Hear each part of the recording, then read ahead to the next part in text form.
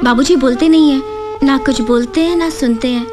दोस्तों, फिल्मों की री रिलीज का दौर चल रहा है, यानी पुरानी फिल्में जो कल्ट क्लासिक थी वो दोबारा से रिलीज हो रही हैं।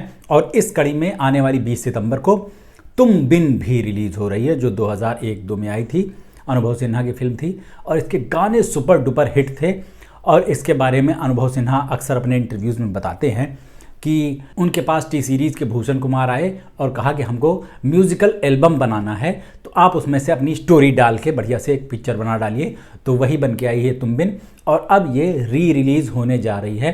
तो बहुत सारे लोग पूछ रहे हैं क्यों, आखिर इसको री रिलीज़ करने की क्या ज़रूरत है। कई सारे लोग इस बात से खुश भी हैं कि उनका नॉस्टैल्जिया फिर से वापस आ रहा है और उनके गाने, लेकिन गाने तो सुन सकते हैं, कई बार सुन सकते हैं, लेकिन इसको री रिलीज़ करने की क्या ज़रूरत थी। ऐसी बहुत सारी फिल्में जो हैं वो री रिलीज़ हुई जिससे लोग वाकई में खुश हुए, जैसे कि तुम्बाड़। और इसको देखने वाले लोग जा रहे हैं, बहुत सारे शो इसके हाउसफुल हो रहे हैं और इसने 3-4 दिन में ही 10 करोड़ से ऊपर का बिजनेस कर लिया है। और इसके जो मेकर्स हैं उनका जो अनुभव है इसको री रिलीज़ कराने का वो अच्छा है। लेकिन क्या इस भीड़ में आने वाली सभी फिल्में री रिलीज़ के लायक हैं? इसके पहले भी वीर ज़ारा, गैंग्स ऑफ वसेपुर, रहना है तेरे दिल में, दिलवाले दुल्हनिया ले जाएंगे, रॉकस्टार, लैला मजनू और पता नहीं कौन कौन सी फिल्में री रिलीज़ हो चुकी हैं सिर्फ कल्ट और क्लासिक के नाम पर। तो क्या ये वर्थ है? भाई मुझे पर्सनली तो ये लगता है जैसे दिलवाले दुल्हनिया ले जाएंगे, कुछ कुछ होता है, और तुम बिन जैसी फिल्में तो ब्लूटूथ स्पीकर पर रिलीज़ होनी चाहिए। थिएटर में उनको दोबारा रिलीज़ करने का कोई तुक नहीं है, क्योंकि उनकी जो ऑडियंस थी जितना उसको देखना था निचोड़ के एकदम देख चुकी हैं। यूट्यूब पर पड़ी हुई ये फिल्में जितना देखना है अब बड़े बड़े उस पर अपने टीवी पर भी देख चुके हैं। इनमें ऐसा कुछ नहीं है जिसको देखने के लिए लोग पिक्चर हॉल में जाना चाहें। हालांकि बहुत ज़्यादा एकदम मारे मींजे टाइप के जो फैंस होते हैं ना, जिनको दुनिया में और कुछ समझ में नहीं आता, वो जा सकते हैं और इसका कलेक्शन वगैरह जो होगा वो बताएगा। पर सवाल ये है कि कौन सी फिल्में री रिलीज़ होनी चाहिए। तो जैसे तुम्बाड़ आई, रिलीज़ हुई और वो चली अच्छे से, ये एक इसका बढ़िया एग्जाम्पल है कौन सी फिल्में रिलीज़ होनी चाहिए। मेरे हिसाब से सिर्फ 3 पैमाने हैं फिल्मों को री रिलीज़ कराने का। पहला तो ये कि जब वो फिल्म बनी हो तब उसको प्रॉपर ऑडियंस नहीं मिली हो, लोगों को इसकी वैल्यू समझ नहीं आई हो, ज़्यादा लोगों तक पहुंची ही नहीं हो, ना तो माउथ पब्लिसिटी से और ना ही तब सोशल मीडिया वगैरह था। उसकी वजह से सोशल मीडिया था पर हो सकता है कि इसके मेकर्स की इतनी ज़्यादा पहुंच नहीं रही हो।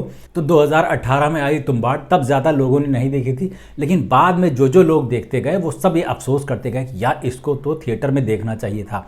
और जैसे ही ये री रिलीज़ हुई तो लोग पहुंच गए देखने के लिए। मेरे कई सारे दोस्त गए हैं, मैंने तो पहले देख रखी है इसलिए दोबारा कहानी में दिलचस्पी नहीं थी। एक ही चीज़ को मैं कई बार कंज्यूम नहीं कर पाता हूँ, इसलिए नहीं गया, पर मुझे बहुत ज़्यादा पसंद आई थी और बहुत सारे लोगों को बहुत ज़्यादा पसंद आई थी।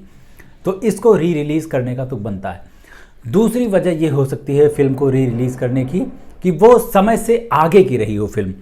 जैसे अपने यहाँ 2011 में आई थी एक दिली बेली टाइप की, वो फिल्म बहुत बढ़िया थी, इंग्लिश में थी और उस टाइम पे बहुत सारे लोगों को ये समझ में नहीं आई या दिखी ही नहीं, तो नहीं देख पाए। अगर उसको री रिलीज़ किया जाता तो मज़ा आता उसमें। और एक और फिल्म आई थी 2005 में, ब्लफ मास्टर, अभिषेक बच्चन की फिल्म थी ये, और वो भी कह सकते हैं कि अपने समय से आगे की कॉमेडी फिल्म थी। अगर आप लोगों ने नहीं देखी है तो उसको देखिएगा। और उसको अगर री रिलीज़ किया जाए, पहली बार में तो बिल्कुल नहीं चली थी, फ्लॉप ही थी, लेकिन मेरे समझ से कि वो अपने समय से आगे की फिल्म थी। इसके अलावा तीसरी जो वजह हो सकती है वो ये कि फिल्म का जो विजुअल एक्सपीरियंस इतना ज़बरदस्त रहा था कि उसको कुछ लोगों ने जो मिस कर दिया है देखने से थिएटर में, और अब अफसोस कर रहे हों, टीवी पर देख लिया हो लेकिन सोच रहे हो यार वो मज़ा नहीं आया जो इसको थिएटर में देखने का आ सकता था, वो मैं मज़ा दोबारा लेना चाहता हूँ। तो ये तुम्बाड़ के साथ ही जा रहा है। एक हॉलीवुड फिल्म भी री रिलीज़ होने वाली है या हो चुकी है शायद, इंटरस्टेलर, जो क्रिस्टोफर नोलन की फिल्म है।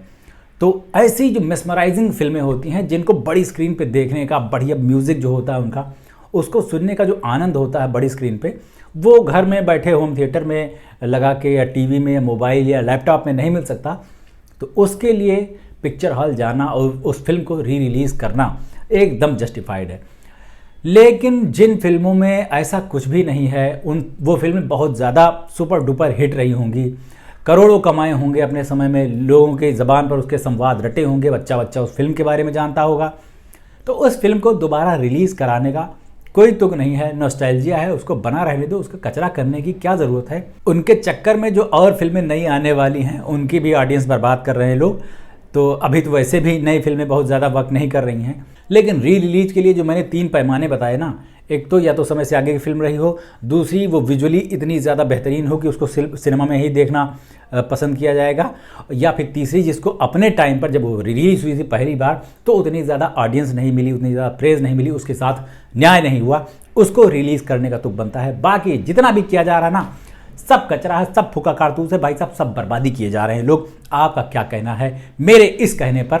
अगर आपको मेरी बात समझ में आ रही हो तो बताना, नीचे कमेंट करना और मेरे इस चैनल को सब्सक्राइब कर लीजिए। अभी चलते हैं, लौट के मिलते हैं, नमस्ते।